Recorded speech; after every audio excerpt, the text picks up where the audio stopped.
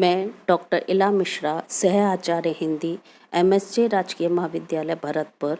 आज मैं MA हिंदी उत्तरार्ध के विद्यार्थियों को तृतीय प्रश्न पत्र भाषा विज्ञान के अंतर्गत भाषा की विशेषताएं और प्रकृति विषय के दूसरे भाग पर व्याख्यान दे रही हूँ।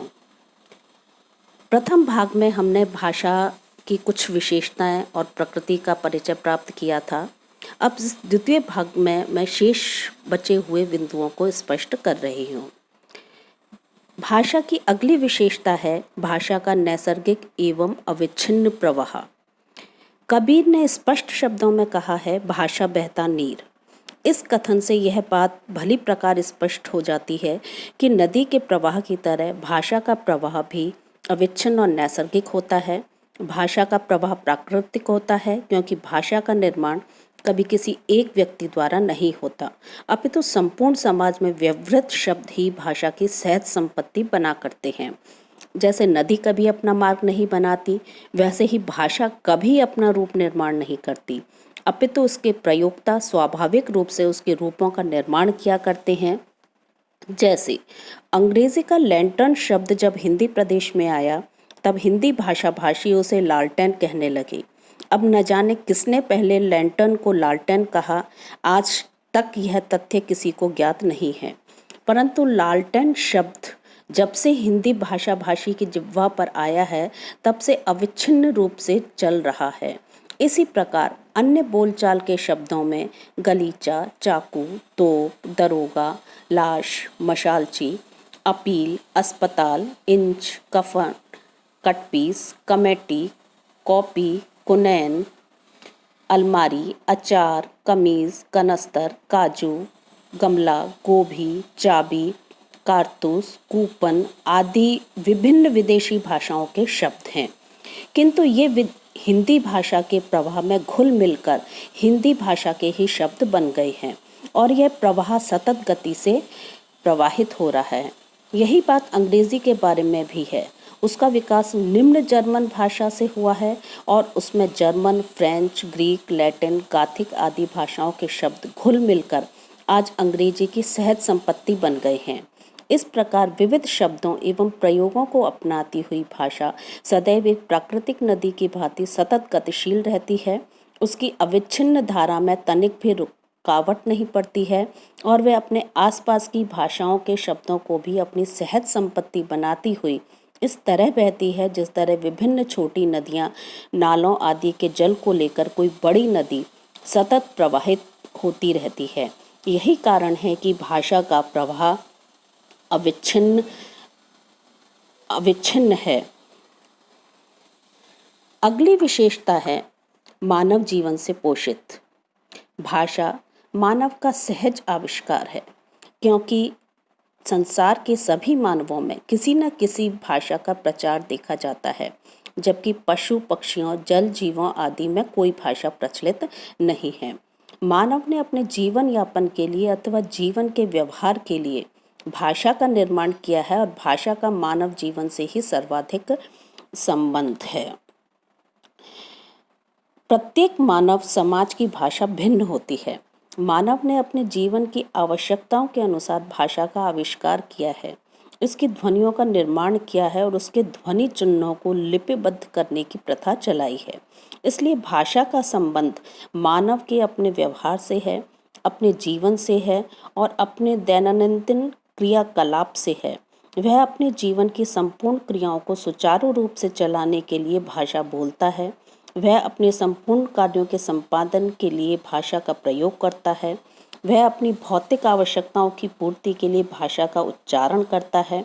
इसलिए उसने आरंभ से ही भाषा को सजाया है, उसे समुन्नत बनाया है, उसके अभावों को दूर किया है, उसे सभी प्रकार से संपन्न बनाया है, उसकी सर्वांगीण उन्नति की है और उनका आवश्यकतानुसार संशोधन एवं परिवर्तन किया है। इतना ही नहीं, मानव ने अपने जीवन का सर्वस्व अर्पण करके भाषा की रचना की है और रात दिन उसके सर्वांगीण विकास के प्रयास में लगा रहता है। मानव ने ही भाषा के विविध ध्वनि संकेतों का अन्वेषण किया है, विविध शब्दों की खोज की है, विविध लिपि संकेतों का निर्माण किया है और विविध पदार्थों के लिए विविध शब्दों की रचना की है।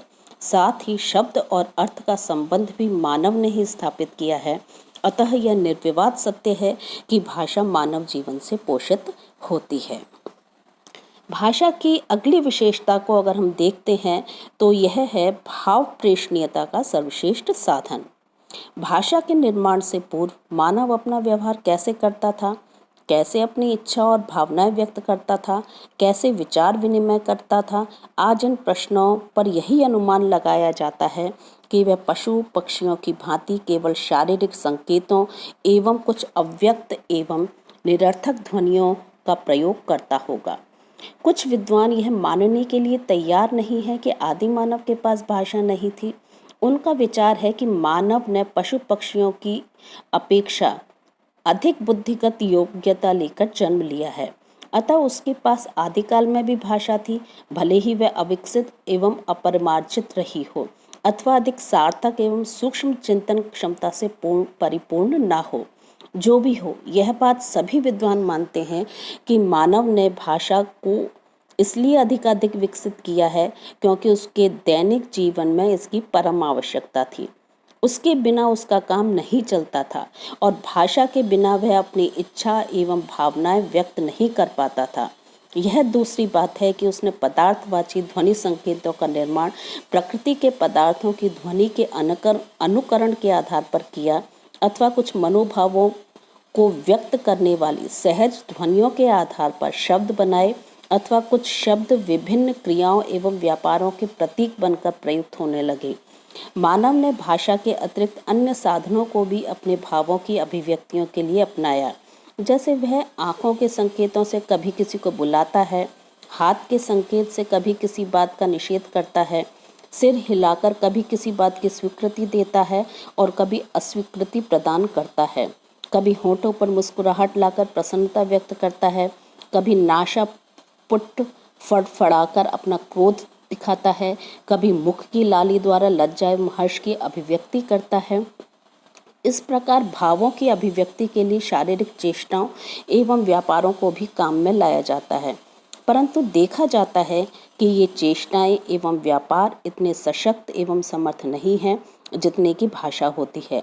भाषा के द्वारा सभी प्रकार के मनोभाव इतनी सरलता एवं सुगमता के साथ व्यक्त किए जाते हैं कि उनकी समता कदापि शारीरिक एवं अन्य बाह्य उपकरण नहीं कर सकते।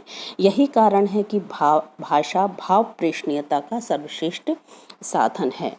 भाषा की अगली विशेषता है प्रत्येक भाषा की एक भौगोलिक सीमा होती है। हर भाषा की अपनी एक भौगोलिक सीमा होती है। सीमा के भीतर ही उस भाषा का अपना वास्तविक क्षेत्र होता है। उस सीमा के बाहर उसका स्वरूप थोड़ा या अधिक परिवर्तित होता जाता है या उस सीमा के बाहर किसी पूर्णतः भिन्न भाषा की सीमा शुरू हो जाती है। इसकी अगली विशेषता को अगर हम देखते हैं तो वह है सार्वजनिक संपत्ति।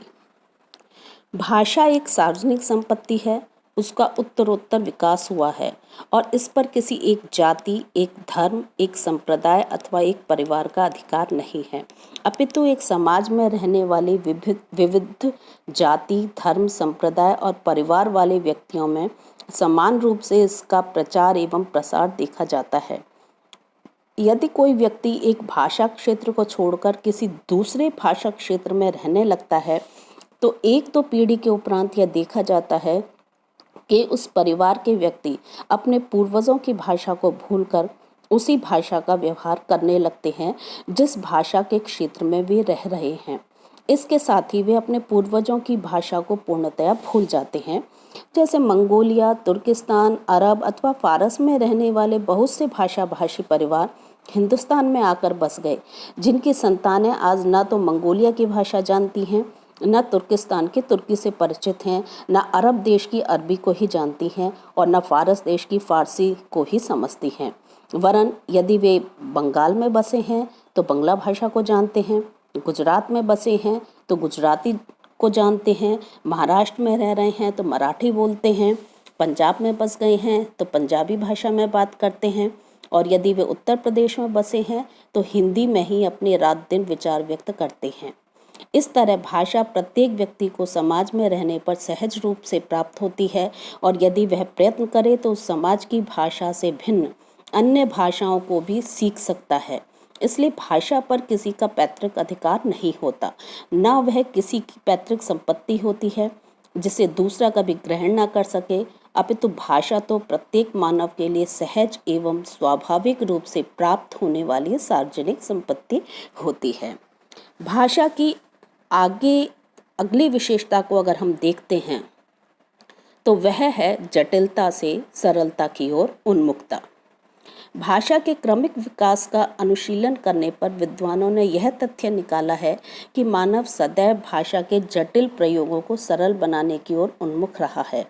मानव की यह सहज प्रवृत्ति भी है कि वह कम से कम प्रयत्न में अधिक से अधिक बात करना चाहता है अथवा कम से कम ध्वनि संकेतों में बड़े से बड़े शब्दों को व्यक्त करना चाहता है। इसी मनोवृत्ति ने पर्यंक ग्रंथि शब्द को सरल करते करते पालथी या पलत्थी बना दिया, उपाध्याय शब्द को झा कर दिया, कशपट्टिका शब्द को कसौटी कर दिया, स्वर्णकार शब्द को सुनार कर दिया, पुस्तिका को पोथी बना दिया, चतुर्विंशति को 24 बना दिया, कोष्ठागारिका को कोठारी बना दिया, मौक्तिक को मोती कर दिया, कपर्दिका को कौड़ी बना दिया, अग्रहायण को अगहन कर दिया, अट्टाली को अटारी बना दिया, परपटिका को पपड़ी बना दिया। अतः यह सिद्ध है कि भाषा सदैव जटिलता से सरलता की ओर उन्मुख होती है। अगली विशेषता को अगर हम देखें तो वह है प्रत्येक भाषा की एक ऐतिहासिक सीमा होती है। भौगोलिक सीमा की तरह भाषा की ऐतिहासिक सीमा भी होती है, अर्थात प्रत्येक भाषा इतिहास के किसी निश्चित काल से आरंभ होकर इतिहास के निश्चित काल तक व्यवहृत होती है तथा वह भाषा अपने काल की परवर्ती या पूर्ववर्ती भाषा से भिन्न होती है। उदाहरण के लिए मोटे रूप से प्राकृत भाषा का काल पहली ईस्वी से 500 ईस्वी तक माना जाता है। इस कड़ी में उसके पूर्व पाली भाषा थी और उसके बाद अपभ्रंश, और ये दोनों भाषाएं पाली और अपभ्रंश प्राकृत से भिन्न हैं। भाषा की अगली विशेषता है भाषा स्थूलता से सूक्ष्मता और अप्रौढ़ता से प्रौढ़ता की ओर जाती है। इसे हम अंतिम विशेषता के रूप में देख रहे हैं, यद्यपि और भी बहुत सी विशेषताएं हैं, लेकिन आज के व्याख्यान के लिए इतना ही पर्याप्त है। भाषा की उत्पत्ति पर विचार करते समय कहा गया है कि आरंभ में भाषा स्थूल थी, सूक्ष्म भावों के लिए या विचारों को गहराई से व्यक्त करने के लिए अपेक्षित सूक्ष्मता उसमें नहीं थी। फिर धीरे धीरे उसने इसकी प्राप्ति की। इस प्रकार दिन पर दिन भाषा में विकास होता रहा है और वह अब प्रौढ़ से प्रौढ़ और प्रौढ़ से प्रौढ़तर होती जा रही है। यह एक सामान्य सिद्धांत तो है, किंतु प्रयोगों पर भी निर्भर करता है। आज की हिंदी की तुलना में कल की हिंदी अधिक सूक्ष्म और प्रौढ़ होगी, किंतु संस्कृत की तुलना में आज की हिंदी को सूक्ष्म और प्रौढ़ नहीं कह सकते, क्योंकि उन अनेक क्षेत्रों में प्रयुक्त होकर अभी तक हिंदी विकसित नहीं हुई जिसमें संस्कृत हजारों वर्ष से पूर्व हो चुकी है। आज का व्याख्यान मैं यहीं समाप्त करती हूँ।